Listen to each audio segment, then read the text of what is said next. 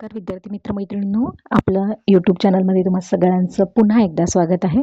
आज आपण या ठिकाणी बघणार आहोत तर महाराष्ट्र राज्य परीक्षा परिषद यांच्यामार्फत घेण्यात येणाऱ्या पूर्व उच्च प्राथमिक शिष्यवृत्ती परीक्षा इयत्ता 5वी करता जो अभ्यासक्रम असतो, मग त्यामध्ये या ठिकाणी आपण प्रत्येक विषयासंदर्भात थोडंसं या ठिकाणी चर्चा करणार आहोत. तर आपण या ठिकाणी सर्वप्रथम बघूयात की इंग्रजी या विषयाकरता एकूण युनिट किती असणार आहेत, त्याचं एकंदर वेटेज किती असणार आहे.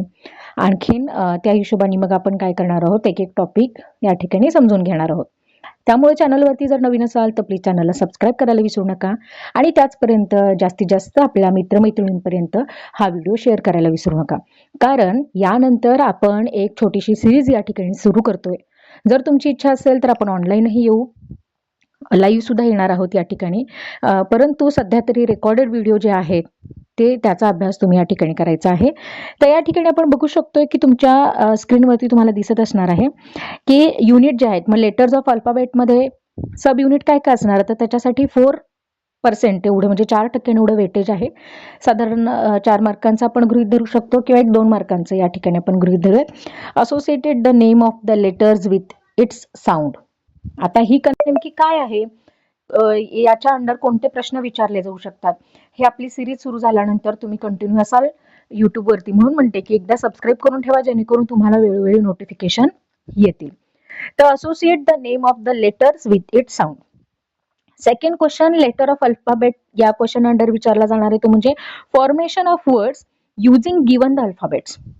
जे वर्ड्स दिलेले असतात, अल्फाबेट्स दिलेले असतात, त्याच्यातून आपल्याला काय करायचं असतं, वर्ड बनवायचे असतात. ते पण कसे असतात, काय असतात, हे आपण ज्या त्या वेळेला बघूया. त्याच्यानंतर सेकंड आहे तो म्हणजे वोकॅब्लरी. आता हा जो वोकॅब्लरी क्वेश्चन आहे त्याच्या अंडर एकूण येणारे जे सब युनिट्स आहेत ते एकूण 13 आहेत. आता याला 24% एवढं वेटेज आहे. मग writing the familiar related words with the given clues and the pictures. Second येतो तो म्हणजे या ठिकाणी तुम्ही बघू शकता की जे ऍक्शन किंवा वर्ड्स दिलेले असतात किंवा जे पिक्चर्स दिलेले असतात त्यांचं डिस्क्रिप्शन जे असतं, डिस्क्रायबिंग वर्ड्स जे असतात त्या ठिकाणी तुम्हाला लिहायचं असतं. रायमिंग वर्ड्स असतील, अपोजिट वर्ड्स आहेत, वर्ड रजिस्टर आहे, finding the small words from this big spelling किंवा बिग वन असं असू शकतं. Writing the constructing the form असा आहे. त्याच्यानंतर तुमचं पार्ट ऑफ बॉडीज आहेत, name of the birds, animals आहे आणि देअर लिव्हिंग प्लेसेस आहेत, देअर साऊंड्स आहेत. त्याच्यानंतर कंपॅरिझन आहे, मग होमोफोन्स आहेत, name of the colour, things, shapes आहे, व्हेजिटेबल्स आहेत, फ्रुट्स आहेत, गेम्स आहेत. म्हणजे जे इन जनरल वोकॅबलरीच्या अंडर जे काही आहे अपेक्षित आहे ते सगळंच्या सगळं 24% जे काय म्हणजे 24% जे काय आहे वेटेज पूर्ण.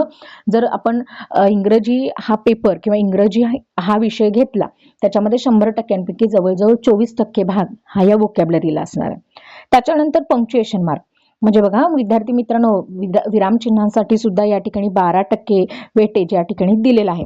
मग आता याच्यामध्ये तुम्ही बघू शकता की ओव्हरऑल सगळे विरामचिन्ह या ठिकाणी असणार आहेत. याच्यामध्ये तुम्ही बघू शकता या ठिकाणी कॅपिटलायझेशन आहे, कॉमा आहे, फुल स्टॉप आहे, क्वेश्चन मार्क आहे, ॲपोस्ट्रॉफ आहे आणि एक्सक्लेमेशन मार्क आहे. कसं आहे की जेव्हा तुम्ही पेपरची स्ट्रॅटजी व्यवस्थित समजून घेता आणि त्यानुसार अभ्यासाला लागता, पंक्च्युएशन मार्क आहे म्हटल्यानंतर बरेच पंक्च्युएशन मार्क आहेत. आता सिंगल इन्व्हर्टेड कॉमा आहे, डबल इन्व्हर्टेड कॉमा आहे, हो की नाही. तर या सगळ्यांमध्ये एक्झॅक्टली जो सिलेबस स्ट्रक्चर केलेला आहे त्या सिलेबसच्या पद्धतीने जर तुम्ही अभ्यास केला तर डेफिनेटली तुम्हाला येणारा रिझल्ट सुद्धा तेवढाच ॲक्युरेट आणि अचूक असणार आहे. त्याच्यानंतर पुढचा टॉपिक आहे तो म्हणजे न्यूमरिकल इन्फॉर्मेशन्स. आता याच्यामध्ये सब युनिटमध्ये काय, डेज, वीक आहे, मंथ आहे, इयर आहे. त्याच्यानंतर या ठिकाणी तुम्ही ऑर्डिनल नंबर आहे, शोईंग द डिरेक्शन्स आहे, मॅप रिडिंग आहे, टेलिंग टाईम आहे. आता माझ्या यूट्यूब चॅनलवरती तुम्ही बघू शकता की जे वेळ आहे, आपण जसं मराठीमध्ये पावणे, साडे, सव्वा या गोष्टी असतात तसं इंग्लिशमध्ये पण असतं. तर ते कसं आहे, तर त्याच्यासाठी जे काही आहे म्हणजे न्यूमरिकल म्हणजे नंबरिंग जे आहे ते सुद्धा तुम्हाला इंग्रजीमध्ये कितपत तुम्ही त्याच्यामध्ये सुपिरियर आहात हे बघण्यासाठी चं वेटेज आहे ते 12% आहे.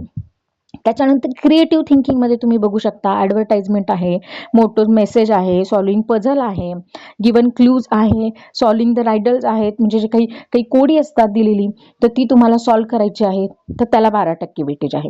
त्याच्यानंतर एक्सप्रेशन्स आहेत, याच्यामध्ये तुम्ही ग्रीटिंग्स आहेत, मेकिंग द परमिशन्स आहे, रिक्वेस्ट आहे, एक्सप्रेशन्स, पिक्चर्स दिलेले असतात त्याचे एक्सप्रेशन्स तुम्हाला त्या ठिकाणी फाइंड आउट करून लिहावे लागतात. तर या सगळ्याला तुम्हाला एकूण 12% वेटेज आहे. त्याच्यानंतर आहे तुम्ही याच्यामध्ये तुम्ही बघू शकता की आर्टिकल जे ग्रामर आहे एक्झॅक्टली त्याच्यामध्ये आर्टिकल, प्रिपोजिशन, ॲडजेक्टिव्ह, ॲडव्हर्ब आहे, सेंटेन्स फॉर्मेशन आहे. मग ते टेन्स प्रमाण असावं बरं का. मग तुम्हाला ते 12 काळ सुद्धा या निमित्तानं होणार आहेत. त्याच्यानंतर हे सिंग्युलर आहे, प्लुरल आहे, या सगळ्या ओव्हरऑल ग्रामरसाठी. म्हणजे ग्रामरचे जे बेसिक मेन टॉपिक आहेत की नाही ते एकूण 6च आहेत. मग त्याच्यामध्ये मी परत रिपीट करते, article, preposition, adjective, adverb, sentence formation. Sentence फॉर्मेशनमध्ये सगळे 12 काळ त्या ठिकाणी येणार आहेत हे ध्यानात घ्या. त्याच्यानंतर सिंग्युलर आणि प्लुरल याच्यासाठी 12% आहे. आणखीन नंतरचा जो भाग आहे ज्याला कंप्रेन्शन म्हटलं जातं किंवा पॅरेग्राफ म्हटला जातो त्याच्यासाठी प्रोज जो काही आहे ते 12%. तर अशा प्रकारे एकूण सगळ्यात जास्त जर वेटेज कशाला आहे असं जर मला विचारलं तर ते व्होकॅब्लरीला आहे. आणखीन मग प्रत्येकाला 12-12% अशा पद्धतीनं तुमचं जे काही आहे ते पेपरचं जे काही फॉर्मेशन आहे ते राहणारच आहे. तर त्यामुळं या ठिकाणी चॅनलवरती अपडेटेड राहा, कारण जेणेकरून या ठिकाणी ज्या सिलेबसमध्ये सांगितलेलं आहे त्या पद्धतीने आपण या ठिकाणी काय करणार आहोत, छान तयारी करून घेणार आहोत. त्यामुळं येणाऱ्या परीक्षेसाठी विद्यार्थ्यांनी चांगली तयारी करायची आहे. All the best to all of you. Thank you so much.